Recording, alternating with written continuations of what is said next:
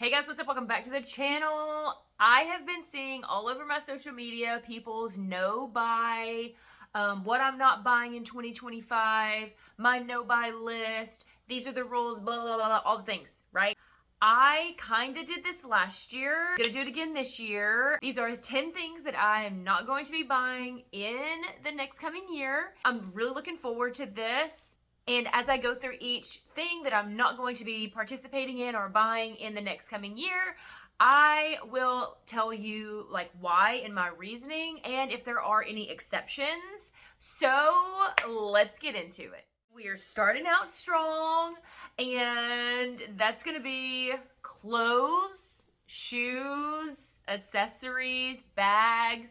I know that's a lot of different things put into one, but I get clothes all the time through PR. I'm so blessed and grateful for my job, and I really don't have a need to like buy anything. And I think that's really why I don't really buy things like clothes as much as I used to, because I am always getting things through PR, and I have the luxury to be able to pick out the things, you know, from these brands and companies that I work with. I'm able to pick out the things that I like. That's clothes, that's shoes, accessories. I've got all the belts I need. I've got all of the different things, right? So this one is probably going to be the hardest one for me, because I am such a lover of like clothes and fashion and shoes, and mainly shoes over clothes, because I usually fall back on the exact same things that I wear over and over and over. And if you've been following along for a while, you know I'm a repeat offender. I wear the crap out of my clothes. I hold on to them. I take care of them. And I just wear them year on year. And I definitely get my money's worth out of them. But again, since I do get so many things through PR, there's really no need for me to purchase some things for myself. As far as exceptions go, absolute necessity. I'm out of the country. Or like I'm replacing something. So say something gets like a bleach spot or a stain or a tear or something like that, and it's something that I actually do wear on repeat. Like this is a tank top. I wear these all the time. Anyways, that kind of like went down a rabbit trail. And the next one is beauty products. Here's my exception for beauty products. I do get IPSY, and I will continue my IPSY subscription. I had thought about, actually, to be completely honest, I canceled it at the beginning of December, and then a little more like a week ago, so midway through, I was like, you know what? I really kind of rely on IPSY for at least one video a month, and I kind of, it's like a security net for me. And so I really need that, because I know that's a guaranteed video for the month, because I usually put out 8 to 9 videos a month. And I really kind of rely on that for one of my videos. But with that being said, I don't really have to purchase like eyeshadow, blush, brushes, highlighters, bronzers, contour, concealer, skincare. I don't really have to buy that either. I have, I get exfoliants, I get scrubs, I get moisturizers, I get eye creams. I have got so much stuff in my beauty drawer that I'm trying to actually work through. Other than my IPSY, and other than repurchasing things that I actually use over and over and over, like my foundation. I use that. I have to buy one of those like every single month. And that's something that doesn't come in my IPSY boxes. So I like kind of need to make those purchases. Here's another exception. I am currently on a hair care journey. I destroyed my hair like back in the summer with a heating tool, not because of the heating tool itself, but because I accidentally had it too high and it destroyed some of the ends of my hair. Even this up here, that's why I ended up getting bangs, if you didn't know. So I am kind of in suit of looking for hair care products. Only things that I would really still need to continue purchasing or look into investing in are hair oils. I've heard a lot of good things about rosemary, and I think peppermint oil, coconut oil, which I think I have coconut oil. I think it's like just in the back of the cabinet. I'll obviously continue to try new shampoos that's going to help my hair like grow or be thicker or something like that. I'm currently using the Tell and Mane, the horse shampoo and conditioner, to kind of help it grow faster. Sorry to go down this rabbit trail of talking about my hair, but that is another exception of beauty products that I will probably still continue to purchase. But I will try my best to like use up the entire thing unless I have just a horrible experience with it. And number 3 on my list is perfumes. I have like 12 perfumes in there that are not completely used up at all. I know last year I bought a couple of different ones. I also work with Down Beauty, and I'm sent things for like campaigns and testing and stuff like that. And so I literally have a drawer full of, I have like a whole section of just perfumes, and I want to continue to use those and work through everything. And I even have a couple body sprays that I got last Christmas. I just want to work through all of those, clear them out of my cabinet, not have them taking up space. And so I really don't need to buy any more perfumes. The next on the list is new technology products, unless something breaks. Now, being completely transparent here, this is a new phone. My phone, I dropped it. It was sitting in my lap when I got out of my husband's truck, and it hit the ground and it shattered, right? The whole front screen, the whole back side of my phone shattered, but I could still use it. Like, nothing was wrong with it. It didn't mess with the camera. It didn't mess with anything. It was just shattered. So I was like, you know what? I'm fine with it. It still is relatively new. I don't even think I've had it for maybe a year and a half before that happened. Well, I was recording a video the other day, and my phone was on the tripod, and my dog ran through, knocked it down, and the way that the phone hit, it hit on my dog's kennel, and it put a green line all the way across the top, and it was messing with the camera. And I was like, okay, I'm sorry, but we're gonna have to do an insurance claim, and like, I'm gonna have to get a new phone. So the new one didn't cost as much as the other one, but I did have to do an insurance claim, and I think it was like $100 like deductible or something like that. And so this is a new phone, so hopefully I won't have to get anything new as of like right now, like immediately. Okay, the next one is takeout. So to be completely honest, we really don't do a ton of takeout. Now, me and my husband, we go out once a week on Friday nights for our date night. I'm in the vote of they're very important. We weren't able to do that when our kids were younger. We just didn't have people there to like babysit so that we could like invest in our marriage like that. So we had to kind of make it work. But now that our kids are older, we are able to like, once was gonna turn 18 and our youngest just turned 10. And so staying home alone for us, like, we feel more comfortable. Like, we didn't even let our kids stay home alone until my oldest was like 16. But now since they're older, it's easier, and we feel a little safer with them staying at the house, so we can go out for like 2 hours for dinner.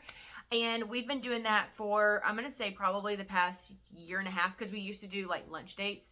Since we're talking about date nights, me and Steven actually talked about the other day, we really want to like invest in our house and like take care of a couple of projects. So we're actually going to start doing like every other Friday date nights instead of every single date night, or every single Friday for date nights. And take the money. We usually spend around 150 to 200 whenever we go out on Friday nights. And so we're going to take that and put it into the house, whether it's paint or light bulbs or gardening stuff or bushes or trees, or we're working on growing vines on our fence line out here. And so we're really having to like purchase them because they're kind of expensive. And so we're having to like put money into that. And so we feel like it's going to be easier on us if we like forego a date night every other Friday and put that money into the house, just to help us have like a nicer living space and finish projects and not having to wait so long in between projects. Then fast food. So like I said before, we really don't do a ton of fast food as it is. We really like try to be mindful, especially with the economy the way it's been the past couple of years. It's just been awful. And so we're hoping moving forward that things are getting better and going to get better. I know that we were really striving to like cut back in certain areas, and I really feel like fast food is definitely one that can go. Okay, the next one is not buying home decor unless, here's the exception, unless it's thrifted. I started this past year trying to like change things in my house. I know I briefly discussed this in the Pinterest video that went out. Really started buying pieces here and there to add to like hang on, like I don't even know what it's called. It's just like a wall with like random picture frames and like crosses and stuff like that, and mirrors. And so some of those were thrifted. I did buy a couple of things like from Amazon and from TJ Maxx. I did get a couple of photos from there. But I really like, I just hate the feeling of buying something from like a TJ Maxx or Marshall's, then I see someone else has the exact same thing in their house, like online. And I don't know why, but that really bothers me. So I remember when we lived in Alabama, I used to have this photo of a cow. We named her Bessie. It hung over our mantle in Alabama. This was 2-3 years ago. And I still to this day see people inside their homes with this picture. I got it from Target. It's mass produced, so it makes sense that a lot of people have it. But I don't like the feeling. So whenever we moved to, I think before we moved to this house, I gave it away. Like, I donated it because I hated the feeling of having my stuff look exactly like everyone else's. And so I do want to continue buying different pieces for my home to like help elevate it and make it look nicer and just cool. And I'm definitely getting more into the maximalist when it comes to decorating. And again, I will link that other video that just went out with me talking about like my style and how it used to be and how it's kind of evolved. But I feel like the only way that I would feel comfortable buying something is if it is thrifted or secondhand, like in a shop. Okay, so the next one I failed on last year's, which was no books. I love to have books. I have a bookshelf in my living room. I will read little bits and pieces. Like if it's an informative book, I will just like use it just for reference and pick out the little pieces that I need. And then I really like the Erin, I think it's Hildebrand. I still have 2 books of hers where one I have not read at all. And it's because I've only read the half of the one that I bought previously. So I am not buying any books this year. Now I did fail and I did end up buying a couple books last year. And I'm like, I think I bought, was it the Britney Spears or was that the year before? Oh my gosh, these years are just all running together. Anyways, so that is the plan. Okay, so I know I had mentioned earlier that me and Steven had kind of talked about cutting expenses. One of the things that we discussed was I get my nails done every month, usually around the first-ish of the month. I will go in, get my nails done, and get a pedicure. I do the acrylic overlay because it is a little less expensive than the fake tips, the fake nails. It's time right now. Like, it's time for me to go in and get another set or fill, but I am not going to do that. I am just going to get some acetone, wrap them up, dissolve them, and I'm going to go back to the press-on nails from years past that I used to do. They got me through for photos. That's the main thing that I'm really concerned with because I'm a picker and my cuticles will be absolutely destroyed. Like you can already see like right here, it's already got like a little spot just from that extra growth that I keep picking at. And so that's why the main reason why I do my nails, they're to have them done. So if I don't do this, then I have to have press-ons. Otherwise, they will be bleeding and nasty looking. And I really want nice nails, especially since I do video content and photos and stuff like that for brands. I want nice nails. But I do have a gift card that I did get for Christmas. And instead of just using it, because I did think about just going ahead and using my gift card and getting them done. And it's like, why? What is the point? I don't have anything like, I'm not going on vacation. I don't have anything nice coming up. So what I'm going to do is just go ahead and soak them off.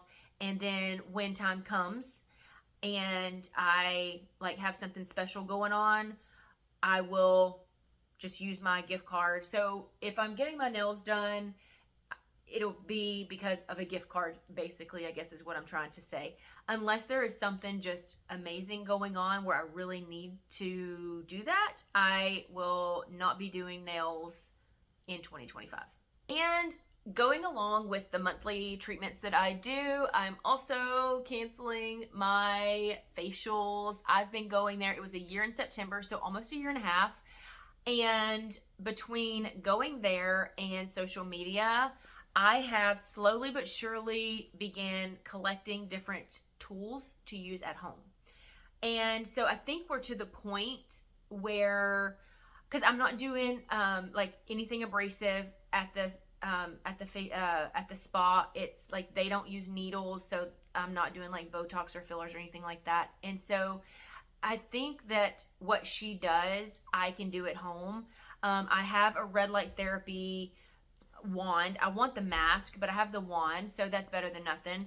I've learned to dermaplane myself thanks to TikTok. There's a girl named Jamie something. She's an esthetician. She teaches you how to do stuff at home. So her name is Jamie. I will try to find her handle before the video goes out, and I will link it below. But she teaches you how to do things at home, and because of her, I've learned how to dermaplane, and I've also learned how to micro needle. Now the tools that I use are not professional grade because I'm not a licensed esthetician, so I can't get like professional grade like dermaplaning things that she does, but I can still dermaplane at home with the ones that are sold over the counter. You can get them on Amazon. And then the micro needling pen, again, is not professional grade. It's sold on Amazon. I will link the one that I use and a video that like the exact same one that she used and is teaching how to do it. But I feel like at this point, after going to this place for a year and a half, I can do what she does myself and save just a little bit of money in the process. So I have a gym membership and I'm going to be canceling it. I know. I am a Zumba instructor, and so I applied for a job. I tried to stick with the class. It's not like the best. The instructors are kind of overweight, and so I was just like hanging in there going to the classes. I mean, I understand why, because they're not like super intense. I need something that's a little more intense. They didn't hire me. I've been here for a year and a half.